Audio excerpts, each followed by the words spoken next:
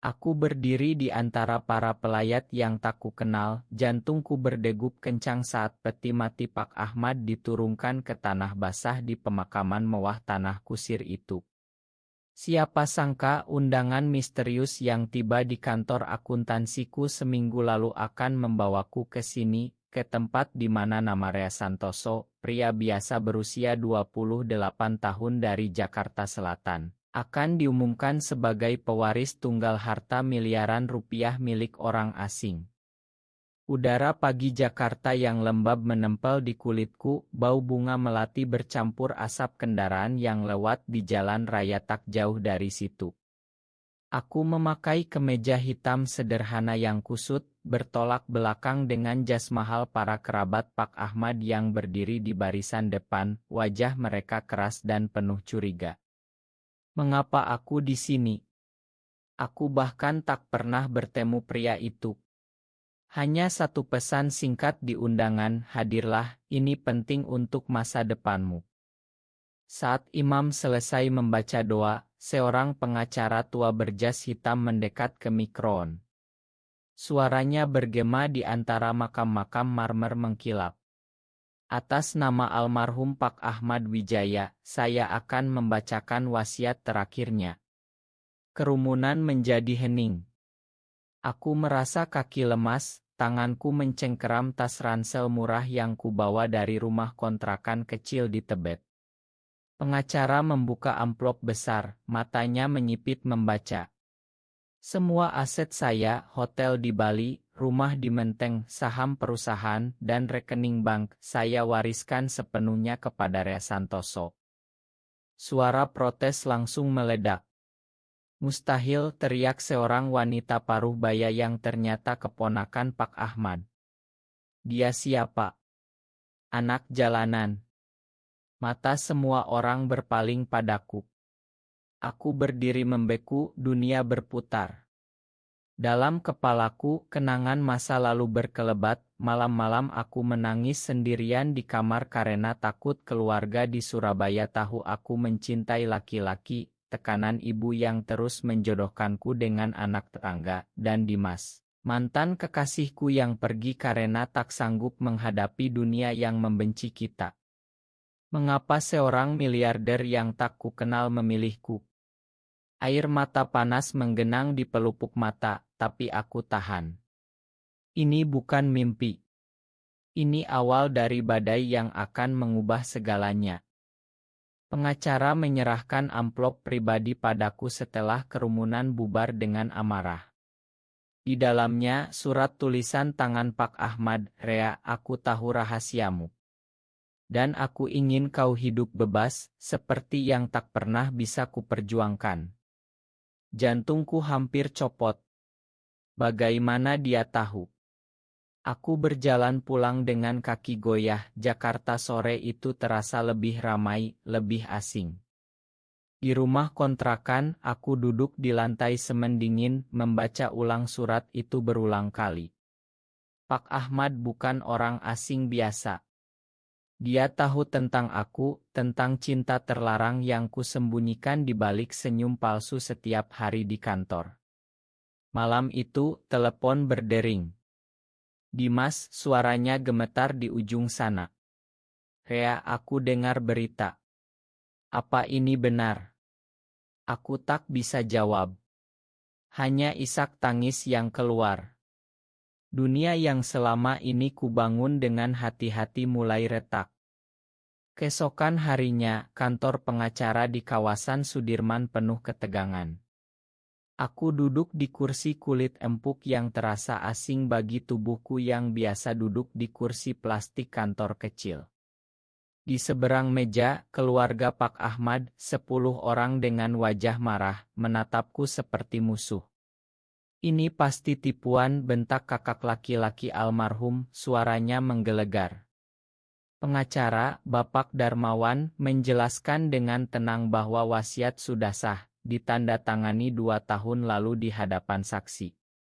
Aku hanya diam, tangan memegang amplop surat pribadi yang belum kubuka sepenuhnya. Di dalamnya ada oto lama. Pak Ahmad muda tersenyum di pantai Bali bersama seorang pria tampan yang tak kukenal. Di belakang oto, tulisan, "Ini aku dulu, sebelum masyarakat Indonesia menghancurkan kami." Aku merasa dunia berhenti berputar. Pak Ahmad adalah gay, seperti aku. Dia menyembunyikan identitasnya seumur hidup, menikah pura-pura, membangun kerajaan bisnis untuk menutupi luka. Suratnya menceritakan bagaimana dia pernah melihatku di sebuah kai kecil di Kemang 2 tahun lalu, saat aku bertengkar diam-diam dengan Dimas. Dia mengenali rasa sakit di mataku, rasa takut yang sama seperti yang dia rasakan dulu. Kau mengingatkanku pada diriku sendiri, tulisnya. Aku tak punya anak, tak punya siapa-siapa. Beri aku kesempatan untuk memberimu kebebasan yang tak pernah kumiliki. Air mata jatuh ke kertas. Aku tak pernah bertemu dia, tapi dia mengawasiku dari jauh, seperti malaikat pelindung yang tak terlihat. Keluarga Pak Ahmad menuntut Tesna, mengancam gugat. Aku keluar dari kantor dengan kepala pusing. Di jalan, hujan deras mengguyur Jakarta, tapi aku tak peduli. Aku menelepon ibu di Surabaya, suaraku bergetar. Bu, ada yang harus kukatakan. Tapi kata-kata tak keluar. Malam itu, Dimas datang ke kontrakanku. Kami duduk di teras kecil, lampu neon tetangga berkedip. Rea, ini kesempatanmu. Tapi apa kau siap dunia tahu tentang kita? Matanya penuh keraguan. Aku memeluknya erat, aroma sabunnya yang familiar membuat dada sesak. Tapi aku tahu ini baru awal. Besok aku harus ke Bali untuk urus hotel warisan. Di sana rahasia baru menunggu. Pesawat mendarat di Ngurah Rai saat matahari terbenam mewarnai langit Bali oranye kemasan. Aku naik taksi menuju hotel mewah Pak Ahmad di Seminyak, bangunan putih megah dengan kolam renang menghadap laut. Manajer hotel, seorang pria tampan bernama Arga, menyambutku dengan senyum hangat tapi mata penuh tanya. Pak Rea, selamat datang di rumah baru Bapak. Kata rumah baru terasa aneh. Aku berkeliling kamar utama, melihat oto-oto Pak Ahmad muda dengan pasangannya yang sama di surat. Arga mendekat, suaranya lembut. Pak Ahmad sering bicara tentang Anda. Dia bilang Anda mirip adiknya yang hilang. Malam itu, kami duduk di balkon menghadap ombak. Arga bercerita, dia adalah asisten pribadi Pak Ahmad selama 5 tahun terakhir.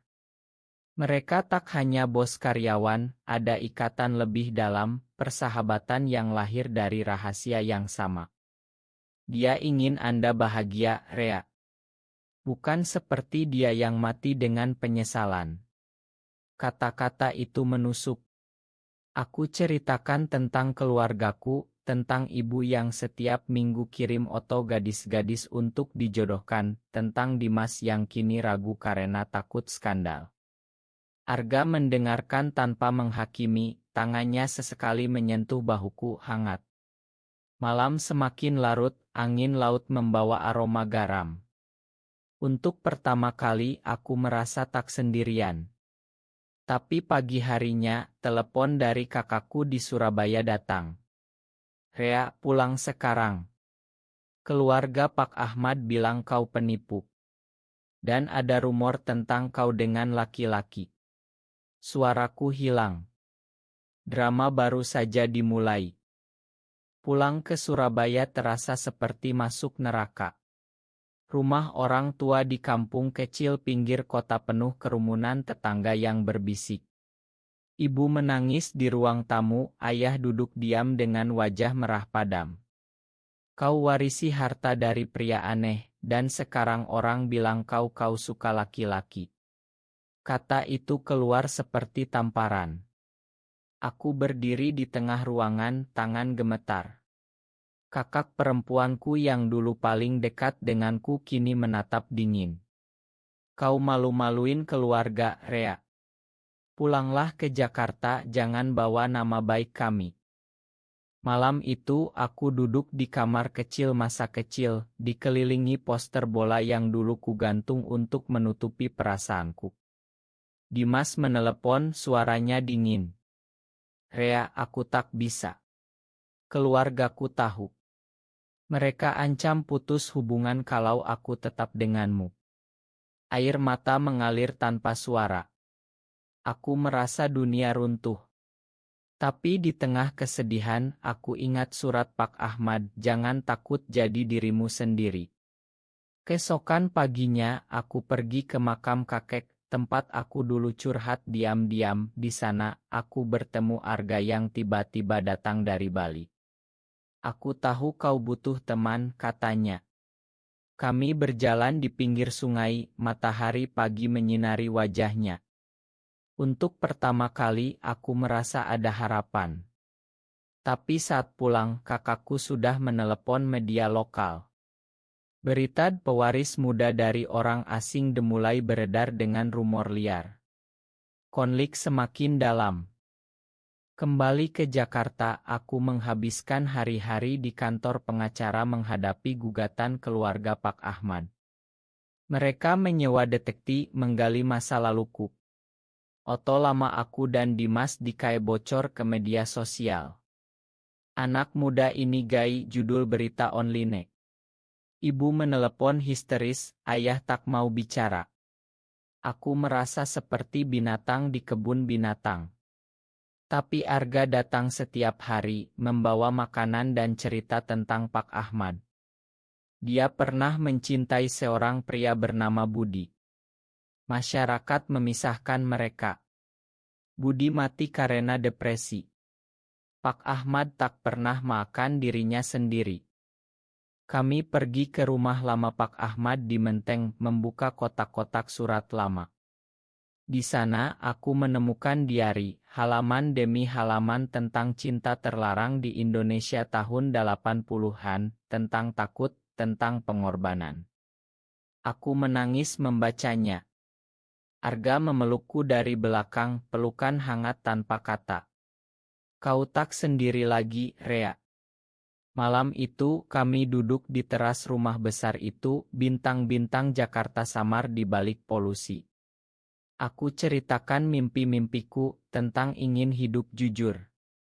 Arga tersenyum, maka lakukanlah. Aku akan di sampingmu. Cinta baru tumbuh pelan seperti bunga di tengah badai. Tapi pagi harinya Dimas datang tiba-tiba, mata merah.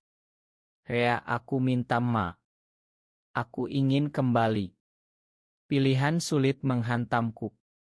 Hati dan akal bertarung hebat. Sidang terakhir di pengadilan Jakarta berlangsung tegang. Keluarga Pak Ahmad duduk di bangku depan, tatapan penuh kebencian. Aku berdiri di depan hakim, suaraku gemetar saat membacakan pernyataan. Saya tak minta warisan ini. Tapi Pak Ahmad memberikannya karena dia tahu rasa sakit yang sama dengan yang saya rasakan. Ruangan hening. Arga duduk di belakang, memberi kekuatan lewat senyum kecil. Hakim memutuskan wasiat sah. Keluarga keluar dengan amarah, tapi aku tak peduli. Di luar gedung Dimas menunggu. Aku tak bisa, Rea. Ma. Dia pergi selamanya. Air mata jatuh, tapi Arga memegang tanganku. Kita mulai baru. Kami terbang ke Bali malam itu. Di pantai seminyak, ombak berbisik. Aku memeluk Arga erat, angin malam membawa kebebasan. Warisan bukan uang, tapi kesempatan untuk hidup benar. Aku menelepon ibu, suaraku mantap. Bu, aku gai. Dan aku bahagia. Hening panjang, lalu tangis ibu. Pulanglah, nak. Kita bicara. Perjalanan panjang masih ada, tapi aku tak lagi takut. Di bawah langit Bali yang bertabur bintang, aku sadar, cinta tak pernah salah. Apakah cinta antar sesama pria di Indonesia adalah kutukan yang harus disembunyikan selamanya, atau anugerah yang layak diperjuangkan meski dunia menentang? Benar atau salah?